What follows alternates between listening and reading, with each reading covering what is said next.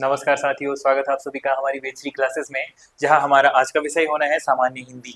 तो सामान्य हिंदी में हमारा इससे पहले शब्द के जो हमारी संधि होती है वो पूरी हो चुकी है। तो उसके बाद हमारा आज का जो विषय है पद भेद। ठीक है, तो बच्चों आज का हमारा विषय क्या होना है हिंदी का? पद भेद। पद भेद क्या होता है सर? तो पद के बारे में यदि मैं आपसे बताता हूं तो आपने शुरुआती समय पर जब हिंदी का हमने विकास पढ़ा था तो उस समय पर मैंने बताया था कि जब हिंदी का जब विकास होता है तो हिंदी की जो मूल इकाई है या भाषा की मूल इकाई, यदि मैं आपसे कहता हूं, क्या बोलता हूं मैं? भाषा की जो मूल इकाई है, इकाई मतलब किसी भी भाषा की जो यूनिट है। जैसे अगर आप अपने घर को बनाते हैं, आपका घर बना है, तो इस घर के बनने से पहले आप देखते होंगे सबसे छोटे ईंट को बारों बार लगाया जाता होगा, ठीक है ना? तो घर की इकाई किससे बनती है बच्चों? ईंट से। तो किसी भी भाषा का जो विकास है उसकी सबसे छोटी इकाई या यूनिट जिसे कहते हैं वो क्या होती है? हमारी हमारी वर्ण होती है, ठीक है ना? किसी भी भाषा की जो सबसे छोटी इकाई होती है वो क्या होती है? तो वर्ण होती है। वर्ण होती है। और यदि मैं इससे पहले भी बात करता हूं यार, ध्वनि होती है। ठीक है, जब इस वर्ण या ध्वनि को हम एक साथ पिरोते हैं तब जाके किसका निर्माण होता है बच्चों? शब्दों का निर्माण होता है। ठीक है ना? शब्दों का निर्माण होता है। तो वर्ण में हमारे क्या आते हैं? दो प्रकार के आते हैं, या तो हमारे आते हैं स्वर या तो आते हैं हमारे व्यंजन। ठीक है, और शब्दों में यदि मैं बात करता हूं, इन्हीं को यदि मैं आगे जोड़ता हूं और इनके जोड़ने से यदि मैं एक शब्द बनाता हूं राम, तो राम कैसे बना? जो व्यंजन है र में हमारी आ की मात्रा धन मा। तो ये हमने सब कुछ जो जितना भी पढ़ना था ये सभी हमने कहां पढ़ लिया है? संधि में पढ़ लिया या शब्दों में पढ़ लिया। जब हम शब्दों की बात करते हैं तो इन शब्दों का जब हम एक सार्थक समूह जोड़ते हैं तो क्या कहा मैंने? शब्दों का सार्थक समूह। तो ये क्या बनाएगा बच्चों? ये बनाएगा वाक्य। ये क्या बनाएगा? वाक्य बनाएगा। अब वाक्य की यदि मैं बात करता हूं तो वाक्य में प्रयुक्त होने वाले जो शब्द हैं उन्हीं को क्या कहा जाता है बच्चों? पद कहा जाता है। तो क्या कहा जाता है? वाक्य में सार्थक अर्थ के साथ प्रयुक्त शब्द को, प्रयुक्त शब्द को क्या कहते हैं? पद कहते हैं। क्या कहते हैं उसको बच्चों? पद कहते हैं। जैसे यदि मैं बात करता हूं राम पुस्तक पढ़ता है, राम पुस्तक पढ़ता है। तो बच्चों यहां पर अगर मैं एकल रूप से इस शब्द को लेता हूं राम को, तो राम हमारा क्या है? संज्ञा। क्योंकि संज्ञा क्या है? वस्तु, किसी व्यक्ति वस्तु स्थान या भाव के नाम को कहते हैं। तो एक हमारा यहां पर क्या निकल गया? राम निकल गया। दूसरा हमारा क्या निकल गया? पुस्तक निकल चुका है। अगला हमारी क्या रही है? क्रिया पढ़ता है, और इसी की सहायक क्रिया है। तो इसका मतलब है जब हमने इसको एक सार्थक क्रम में जोड़ा तो इसे वाक्य के अंतर्गत इन शब्दों को हमने क्या कहा? पद कहा। तो राम अपने आप में एक पद है, पुस्तक अपने आप में एक पद है, पढ़ता अपने आप में पद है, और है अपने आप में क्या है? पद है। तो जब इन पदों को देखते हैं तो पदों के हमारे मुख्य 5 प्रकार के भेद निकलते हैं बच्चों। ठीक है ना? तो इन पदों की यदि मैं बात करता हूं तो हिंदी में पद के कितने भेद होते हैं? तो हिंदी में पदों के भेद, भेद माने प्रकार। तो इस हिसाब से सबसे पहले आप सुनते हैं संज्ञा के बारे में। किसके बारे में बच्चों? संज्ञा के बारे में। दूसरा आता है सर्वनाम। कितना, कौन सा है? सर्वनाम। तीसरा आता है बच्चों विशेषण। क्या आता है? विशेषण। और विशेषण के बाद चौथा आता है हमारा क्या? क्रिया। ठीक है। पांचवा आता है अव्यय। अव्यय। तो ध्यान दीजिएगा बच्चों, यहां पर मैंने पदों के भेद कितने कहे? 5 भेद कहे। पदों के भेद कितने कहे मैंने? 5 भेद कहे। अब इन 5 भेदों में सबसे ऊपर आती है हमारी संज्ञा, दूसरा आता है सर्वनाम, तीसरा आता है विशेषण, चौथी क्रिया और पांचवा अव्यय। और यदि मैं क्रिया के हिसाब से या हम शब्दों की यदि हम बात करते हैं तो हमारे जो शब्द होते हैं किस हिसाब से होते हैं हमारे? या तो विकारी होते हैं या अविकारी होते हैं। ठीक है ना? विकारी का अर्थ क्या होता है? जिनके द्वारा परिवर्तन लाया जाता है। ठीक है ना? तो जिन शब्दों से किसी वाक्य में क्या किया जाता है? परिवर्तन लाया जाता है, तो उन्हें विकारी कहते हैं। और विकारी हमारे कौन कौन से होते हैं? हमारे संज्ञा, सर्वनाम, क्रिया और विशेषण। तो एक हिसाब से इन्हें क्या कहा जाता है? विकारी शब्द। विकारी शब्द। अब उसमें यदि मैं बात करता हूं संज्ञा की, तो संज्ञा क्या होती है? तो अब आज हमारा जो टॉपिक होना है वो होना है संज्ञा। इंग्लिश में इसे क्या कहते हैं? नाउन। ठीक है। तो नाउन जो है, संज्ञा जो है, किसे संज्ञा कहा जाता है? तो संज्ञा किसे कहा जाता है? किसी व्यक्ति, वस्तु, स्थान या भाव के नाम को, ठीक है, किसी व्यक्ति, वस्तु, स्थान या भाव के नाम को क्या कहते हैं हम? नाम को संज्ञा कहते हैं। ठीक है, व्यक्ति, व्यक्ति का मतलब पर्सन, कोई हमारा ऑब्जेक्ट, वस्तु, कोई स्थान यानी प्लेस, और इमोशंस, कोई भाव या एक्सप्रेशंस, जितने भी होते हैं इन्हें क्या कहा जाता है? संज्ञा कहा जाता है। और इन्हीं संज्ञा के स्थान पर जिन शब्दों का प्रयोग होता है वो सर्वनाम, और संज्ञा सर्वनाम की जो विशेषता बताता है उसे विशेषण, और जो संज्ञा सर्वनाम के द्वारा जो क्रिया की जाती है, जो भी एक्टिविटी की जाती है, उसे हम क्या कहते हैं? क्रिया कहते हैं। ठीक है ना? तो उस आधार पर मैंने कहा जो हमारी संज्ञा है, व्यक्ति, वस्तु, स्थान या भाव के नाम को हमने संज्ञा कह दिया। अब संज्ञा के बच्चों प्रकार कितने होते हैं? संज्ञा कितने प्रकार की होती है? संज्ञा के प्रकार, ठीक है ना? अब व्यक्ति, यदि मैं कहता हूं एक व्यक्ति है और व्यक्तियों की संख्या है उस आधार पर, और उसके बाद यदि कोई वस्तु है या वस्तुओं की कोई जाति है, कोई समूह है, या व्यक्ति के द्वारा निकाला गया कोई भाव है, भाव मतलब इमोशन है, तो उस आधार पर संज्ञा में ही हम विभेद देखते हैं, तो उसी को संज्ञा का प्रकार कहा जाता है। तो वास्तविक रूप से संज्ञा के मूल कितने प्रकार होते हैं? 3 प्रकार होते हैं। ठीक है ना? संज्ञा मूल रूप से कितने प्रकार की है? 3 प्रकार की होती है। कौन कौन सी? पहला है हमारा व्यक्तिवाचक संज्ञा। कौन सी संज्ञा? व्यक्तिवाचक संज्ञा। ठीक है। दूसरा आती है हमारे बच्चों जातिवाचक संज्ञा। जातिवाचक संज्ञा। तीसरा आता है बच्चों हमारा भाववाचक संज्ञा। ठीक है, भाववाचक संज्ञा। और यदि मैं कहूं सामान्य तौर पर, तो अन्य हमारे कितने प्रकार के होती है?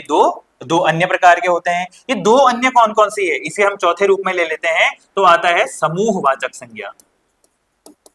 समूहवाचक संज्ञा। और इसके बाद 5वां आता है हमारा द्रव्यवाचक संज्ञा। द्रव्यवाचक संज्ञा। ठीक है ना? तो हमारी कितने प्रकार से निकल गई जो हमारी संज्ञा है? वो हमारी 5 प्रकार से निकल गई है। कितने प्रकार से निकल चुकी है? कुल 5 प्रकार से निकल चुकी है। ठीक है ना?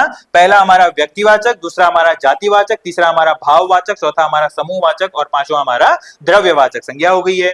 अब यदि मैं बात करता हूं बच्चों व्यक्तिवाचक संज्ञा की, किसके बारे में? व्यक्तिवाचक संज्ञा के बारे में यदि मैं बात करता हूं, तो व्यक्तिवाचक संज्ञा क्या होती है?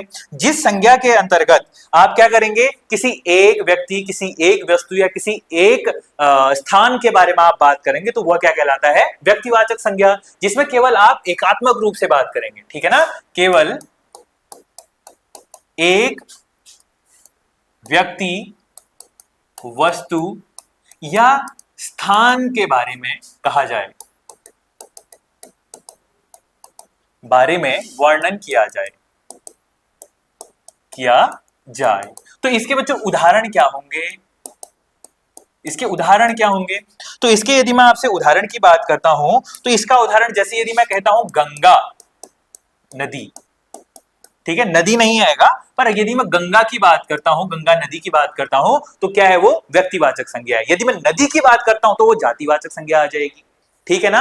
जिसमें मैं बात कर रहा हूं अभी गंगा की बात कर रहा हूं। दूसरा यदि मैं इसका उदाहरण लेता हूं हिमालय, विश्व में केवल एक है।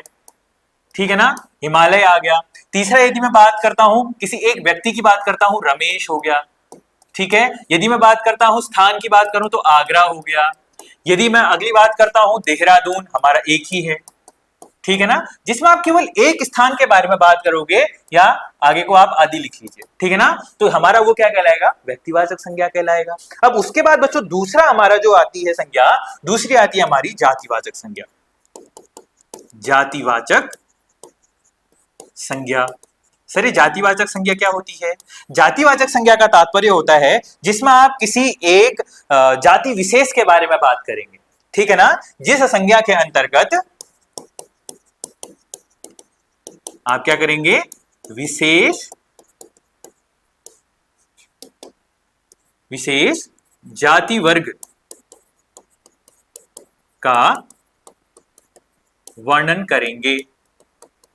अच्छा, तो इसमें क्या होगा? जैसे उदाहरण लेते हैं, इसमें आप यदि आप बात करते हैं किसी एक जाति की, यदि मैं बात करूं गाय, किसकी बात कर रहा हूं बच्चों? गाय। ठीक है, क्या लिया मैंने? गाय लिया। गाय की बच्चों मैंने जाति की बात की, केवल एक जाति की बात की, गाय की। अब गाय के अंदर आप देखेंगे सिंधी गाय है, पहाड़ी गाय है, देसी गाय है, विदेशी गाय है। तो गाय के अलग अलग आपको प्रकार देखने को मिलेंगे। तो यदि मैं बात कर रहा हूं केवल एक जाति विशेष की, तो वो अपने आप में क्या हो गई? जाति हो गई है। यदि मैं अगला बात करता हूं मनुष्य, यदि मैं अगली बात करता हूं मनुष्य, कुत्ता, कुत्ते में भी आप नाम कई सारे देखते होंगे ना, ब्रीड्स आती हैं, जिसमें आप बात करते हैं स्ट्रीट डॉग, या आप बात करते हैं जर्मन शेफर्ड। तो ये जाति के अंतर्गत उसकी उपजातियां हो गई है। ठीक है ना? तो हमारा विशेष तौर पर वो हमारी क्या है? जातिवाचक संज्ञा है। आदि लिख लीजिए। और यदि इसमें अन्य की बात करता हूं तो नदी आ जाएगा। अगर इसमें बात करूं तो पर्वत की बात आ जाएगी। ठीक है, तो ये हमारा क्या आएगा? जातिवाचक संज्ञा आ जाएगा। तीसरा हमारा आता है बच्चों भाववाचक संज्ञा। भाववाचक संज्ञा, जिसमें भावनात्मकता का बोध हमें हो। किसका बोध हो? हमें भाव का बोध हो। जिस संज्ञा के प्रकार में हमें भाव का बोध हो। ठीक है ना? जिस संज्ञा में भाव, इसी को इंग्लिश में क्या कहते हैं? इमोशंस या फीलिंग्स का बोध हो। ठीक है, उसे क्या कहते हैं हम? भाववाचक संज्ञा कहते हैं। जैसे यदि आप बात करेंगे भाववाचक संज्ञा के अंतर्गत, आप कहेंगे जैसे हंसना। हंसना एक अपने आप में भाव है। हंसना किसी को आप टच तो नहीं कर सकते हो, छू तो नहीं सकते हो। अगर कोई आपको कोई ऐसी छोटी सी चुटकुले सी कहानी सुना दे और आपको हंसी आ जाती है, तो हंसी का आपके अंदर भाव आएगा। अगर कोई आपको अगर गुस्सा दिला दे तो आपके अंदर क्रोध का भाव आएगा। यदि कोई माँ अपने पुत्र को देखती है तो वहां पर मातृत्व का भाव आता है। यदि आप मुझसे पढ़ रहे हैं तो आपके अंतर्गत मेरे लिए गुरुत्व का भाव हो। ठीक है ना? तो ये जो भाव है बच्चों, किसी के लिए रिस्पेक्ट निकालना, वो हमारा किसके अंतर्गत आता है? भाववाचक संज्ञा के अंतर्गत आता है। तो इसी के अंदर लिख लीजिए आप मातृत्व भाव, ठीक है, गुरुत्व का भाव, पितृत्व का भाव, ठीक है, तो आदि, इसके अंतर्गत आप आदि लिख सकते हैं। आपने किसी जानवर को भी देखा होगा, उसके अंतर्गत भी माता पिता का एक भाव होता है। यदि आप बंदर के बच्चे को बंदर से अलग करते हैं तो वहीं पर बंदर आपको काटने के लिए आ जाता है। इसका मतलब क्या है कि वहां पर अपने इमोशंस, भावनात्मक भाव है वहां पर। ठीक है ना? हम तो एवं ही दूसरे को देख के बोल देते हैं कि यार ये इतना क्यों इसके उमड़ रहा है, प्यार उमड़ रहा है, पर उसके लिए उसके अंदर माता का भाव है, पिता का भाव है। ठीक है ना? तो हमारा क्या आई? भाववाचक संज्ञा आती है। ठीक है बच्चों, इसके बाद अगली संज्ञा आती है हमारी कौन सी? भाववाचक के बाद समूहवाचक संज्ञा। कौन सी आती है? समूहवाचक संज्ञा, कलेक्टिव नाउन बोलते हैं जिसको इंग्लिश में। ठीक है ना? जो हमारा समूहवाचक संज्ञा है बच्चों, इसके अंतर्गत क्या होगा? किसी एक जो शब्द है, उस शब्द से हमें किसी समूह का, किसी भीड़ का, या किसी एक ग्रुप का, कलेक्टिव सिचुएशन का हमें जिसमें बोध होता है, उसे हम क्या कहते हैं? समूहवाचक संज्ञा। जिसके अंतर्गत क्या हो? सामूहिकता का, सामूहिकता का, ठीक है ना, भीड़ का या एकत्रता का भाव ज्ञात हो, उसे हम क्या कहते हैं बच्चों? समूहवाचक संज्ञा। सर इसका उदाहरण क्या हो सकता है? जैसे यदि आप बात करते हैं कक्षा की, किसकी बात करते हैं उदाहरण के लिए? कक्षा। ठीक है, यदि आप भारत की सेना की बात करते हैं, केवल एक शब्द है सेना, कक्षा, सेना, उसके बाद भीड़, उसके बाद अगर आप लिख लीजिए झुंड, ठीक है, झुंड इत्यादि। तो इस तरीके के जो शब्द आपको मिलते हैं, किसी एक ग्रुप को इंडिकेट करते हैं, उसे हमने क्या कह दिया? समूहवाचक संज्ञा। अगली बच्चों इसके बाद हमारी एक संज्ञा आती है, हमारी कौन सी? पांचवी, द्रव्यवाचक संज्ञा। द्रव्यवाचक संज्ञा। यदि आपने द्रव्य के बारे में सुना होगा, द्रव्य किसे कहा जाता है? इंग्लिश में, इंग्लिश वालों ने द्रव्य के बारे में सुना होगा। द्रव्य क्या होता है बच्चों? मैटर। और द्रव्य की तीन अवस्थाएं होती हैं। कौन सी? ठोस, द्रव और गैस। ठीक है ना, ये तीन इसकी क्या है बच्चों, मैटर की स्टेजेस हैं। तो उसके बाद यदि मैं बात करता हूं तो उन द्रव्य के अंतर्गत जितने भी आपको तरल पदार्थ, ठोस पदार्थ, या जैसे धातु का आपको अंदर बोध आता है, या द्रव्य के अंतर्गत जैसे दूध, दही, पानी, इस तरीके का आपको बोध आता है, तो वो हमारे किसके अंतर्गत आएगा, सारे के सारे द्रव्यवाचक के अंतर्गत आएंगे। ठीक है ना, सभी के सभी द्रव्यात्मक वस्तुओं को जिस संज्ञा के अंतर्गत लिखा जाता है उसे द्रव्यवाचक संज्ञा कहते हैं। ठीक है ना, द्रव्यात्मक वस्तुओं वाले शब्दों में द्रव्यवाचक संज्ञा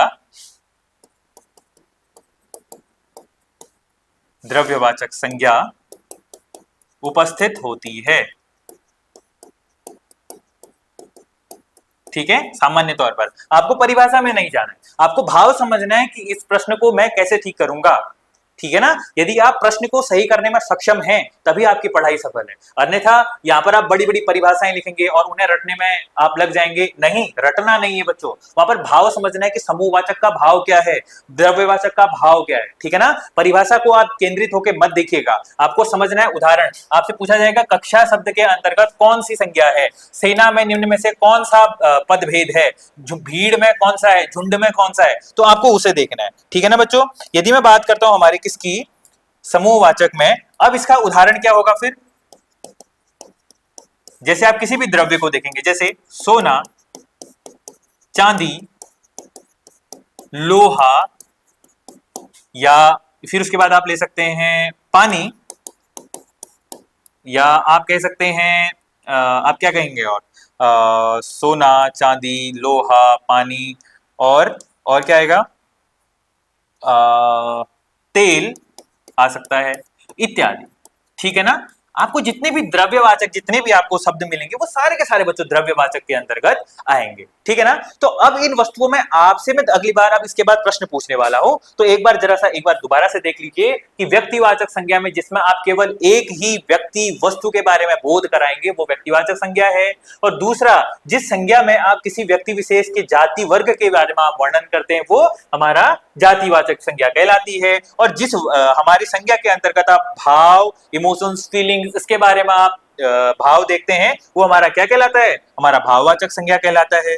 ठीक है, तो उसी आधार पर हमारी जाति के अंतर्गत, समूह के अंतर्गत क्या होगा, किसी एक कलेक्टिव नाउन को आप देखते हैं, भाव को देखते हैं वहां पर कि आपको वहां पर सामूहिकता का जहां पर बोध हो। यदि आप कक्षा की बात करते हैं तो कक्षा के अंदर एक बच्चा नहीं होता है, पर कक्षा के अंतर्गत क्या होता है, अन्य विद्यार्थियों के बैठने की भी क्षमता होती है। ठीक है, सेना के अंतर्गत हमारे पुरुष भी होते हैं, महिला भी होती है, मतलब बहुत बड़ी भीड़ होती है, भीड़ हो गया, झुंड हो गया, तो ये हमारे शब्द हैं, और इसमें लोहा, सोना, चांदी, पानी इत्यादि है हमारा द्रव्य में। ठीक है ना, तो इससे संबंधित बच्चों मैं आपके लिए कुछ प्रश्न लेके आया हूं, इन प्रश्नों का आपको सही उत्तर देना है। तो पहले मुझे इनका उत्तर दीजिए। यदि मैं आपसे पूछता हूं हिमालय में कौन सी संज्ञा है, हिमालय में कौन सी संज्ञा है, तो आप बताएंगे हिमालय में कौन सी संज्ञा है, ये है हमारी व्यक्तिवाचक संज्ञा। ठीक है, व्यक्तिवाचक संज्ञा, क्योंकि आप हिमालय विश्व में केवल एक देखेंगे, एंडीज पर्वत केवल एक देखेंगे, ठीक है ना, और रॉकीज माउंटेन केवल एक देखेंगे। ठीक है ना, यदि मैं बात करता हूं पर्वत की, तो पर्वत तो बहुत सारे हैं पर एक नाम का एक ही है, तो हमारा हिमालय कौन सा है, व्यक्तिवाचक संज्ञा। यदि मैं गंगा नदी की बात करता हूं तो ये अपने आप में क्या है, व्यक्तिवाचक संज्ञा है, व्यक्तिवाचक संज्ञा है। अगला मैं बात करता हूं रमेश, केवल एक व्यक्ति के विशेष वर्ग की बात कर रहे हैं, तो रमेश हमारा क्या है बच्चों, व्यक्तिवाचक संज्ञा है। ठीक है, अगला यदि मैं बात करता हूं नदी, अब यहां पर आया बच्चों नदी, अब इस नदी के अंतर्गत आपको यमुना भी दिखेगी, गोदावरी भी दिखेगी, कृष्णा भी दिखेगी, कावेरी भी दिखेगी, सारी के सारी जितनी भी विश्व में नदियां हैं, चाहे मिसिसिपी मिसूरी हो, चाहे हमारी मेकॉन्ग नदी हो, चाहे कोई भी नदी हो विश्व में, तो वो नदी की जाति के अंतर्गत आएगी। तो ना, यदि मैं अगर उसके अंदर विशेष वर्ग की बात करता हूं, जैसे मैंने गंगा की बात की, तब वो व्यक्तिवाचक में आएगा, अन्यथा वो किसके अंतर्गत आएगा बच्चों, जातिवाचक के अंतर्गत आएगा। तो इन शब्दों का आप अवश्य तौर पर आज घर में जाके प्रैक्टिस जरूर करेंगे, अगर आप प्रैक्टिस नहीं करेंगे बच्चों तो फिर ये समझ में नहीं आएगा। अगला यदि मैं आपसे बोलता हूं क्रोध, तो क्रोध का अर्थ क्या होता है कि आपके अंदर इमोशंस आए, आपके अंदर फ्लक्चुएशंस आई, इमोशंस आ गए, और आपने क्या बोला, मेरे अंदर क्या आया, भाव आया, इमोशंस आए, तो क्रोध हमारा क्या है बच्चों, भाववाचक संज्ञा, भाववाचक संज्ञा। अगला यदि मैं बात करता हूं गुरुत्व, तो गुरुत्व मैंने जैसे अभी कुछ बताया था, आपके आपके जो गुरु हैं उनके लिए श्रद्धा या भाव का जो आपके अंदर बोध आता है वो कौन सी संज्ञा है आपके अंदर? भाववाचक संज्ञा। कौन सी संज्ञा है? भाववाचक संज्ञा। अगला मैं रामचरितमानस की यदि मैं बात करता हूं, रामचरितमानस को लिखा गया था किस भाषा में? ब्रज भाषा में। आप इसको बाद में अवधी भाषा में आप लिख लीजिएगा इसको, ठीक है ना। बाकी इसके अंदर ये हमारी विश्व में केवल एक है, तो इसके बारे में कौन सी आप संज्ञा की बात करेंगे? व्यक्तिवाचक संज्ञा। व्यक्तिवाचक संज्ञा। अगला यदि मैं बात करता हूं मनुष्य के बारे में, मनुष्य के अंदर मानव भी आता है, मानव के अंतर्गत हमारा लड़का भी आता है, लड़की भी आता है, जवान भी आता है, बूढ़ा भी आता है, मनुष्य है, ठीक है ना। तो मनुष्य हमारी क्या है? एक जातिवाचक संज्ञा। जातिवाचक संज्ञा, ठीक है। अगला हमारा आता है कुत्ता। कुत्ते में मैंने जैसे अभी आपको बताया कौन सी संज्ञा होगी? जातिवाचक, क्योंकि कुत्तों की क्या होती है बच्चों? जाति होती है। अगला आपसे प्रश्न पूछा जा रहा है पहाड़। अब पहाड़ में क्या होगा बच्चों? जैसा मैंने अभी आपसे कहा, यदि किसी पर्वत के बारे में, पहाड़ के बारे में आपसे नहीं पूछा जा रहा है, केवल शब्द पहाड़ है, तो वहां पर क्या होगी? जातिवाचक संज्ञा, क्योंकि पहाड़ की जाति होती है, अलग अलग प्रकार के होते हैं, तो यहाँ पर क्या होगा? ये जातिवाचक होगा। अपने आप करने का प्रयास कीजिए, ठीक है ना। पर्वत भी क्या होगा? अपने आप में जातिवाचक। बुढ़ापा क्या होगा? भाववाचक, ठीक है। मित्रता, मित्रता क्या होगा? भाववाचक। कौन सा है? भाववाचक। अगला कक्षा, कक्षा अपने आप में क्या होगा? समूहवाचक, ठीक है, समूहवाचक। भीड़ क्या होगा बच्चों? अपने आप में समूहवाचक। अगला सेना, ये भी अपने आप में क्या होगा? समूहवाचक, समूहवाचक। मंडल, मंडल अपने आप में क्या होगा बच्चों? समूहवाचक। ये सब उसी के उदाहरण है। मंडल का मतलब क्या होता है? जैसे हमारा कुमाऊं मंडल है ना, उसी तरीके से कुमाऊं मंडल, गढ़वाल मंडल, ठीक है, ये है हमारा क्या? समूहवाचक, ठीक है। और अगला हमारा क्या है? गुच्छ। गुच्छ का मतलब क्या है? ये भी हमारा समूह में होता है। जैसे आप अंगूर का गुच्छ देखेंगे इस तरीके से, सारे के सारे अंगूर इस तरीके से लगे रहते हैं, तो ये क्या है? समूह है इसका, ठीक है ना। अंगूर का जो गुच्छा लगा हुआ है ये इस तरीके से, तो ये क्या हो गया? हमारा समूहवाचक। और अगला बच्चों प्रश्न आपसे पूछा जाता है, क्या है? कि चांदी। अब यहां पर आता है बच्चों द्रव्यवाचक। अब यहां पर कौन सी संज्ञा आ रही है? हमारी द्रव्यवाचक, ठीक है ना, क्योंकि मैंने कहा था चांदी, सोना, लोहा, ये सारे के सारे हमारे क्या होंगे? द्रव्यवाचक। अगला हमारा दूध, ये भी अपने आप में क्या होगा? द्रव्यवाचक। चावल द्रव्यवाचक, लोहा द्रव्यवाचक, सोना ये भी अपने आप में क्या होगा? द्रव्यवाचक होगा। तो इन सब प्रश्नों से आप अनुमान लगा सकते हैं कि आपके सारे के सारे जो भी संज्ञावाचक शब्द हैं, इन संज्ञाओं को आप क्या करेंगे? प्रश्न को हल करने का प्रयास करेंगे, ठीक है ना। और जो प्रश्न आपको समझ में नहीं आता है, आप नीचे कमेंट में भी क्या कर सकते हैं? इसे मेंशन कर सकते हैं, मैं उसका उत्तर देने की आपको क्या करूंगा? प्रयास करूंगा, ठीक है ना। फिर इसके बाद हमारा कौन सा आता है बच्चों? सर्वनाम आता है। इस सर्वनाम से हम आगे को कल पढ़ेंगे, क्योंकि आज का हमारा समय काफी हो चुका है। तो आज के लिए केवल हम संज्ञा को देखते हैं और इसे घर में जाके जरूर रिवाइज कीजिएगा। इसके अंतर्गत आप पुल्लिंग, स्त्रीलिंग, इसके बारे में भी जानकारी लीजिएगा, ठीक है। बाकी इसी तरीके की आपको नॉलेजेबल वीडियोस प्रोवाइड कराई जाएंगी हमारे द्वारा। तब तक के लिए हमारे साथ बने रहिएगा। आज के लिए यही इतना ही करते हैं। आपका बहुत बहुत धन्यवाद।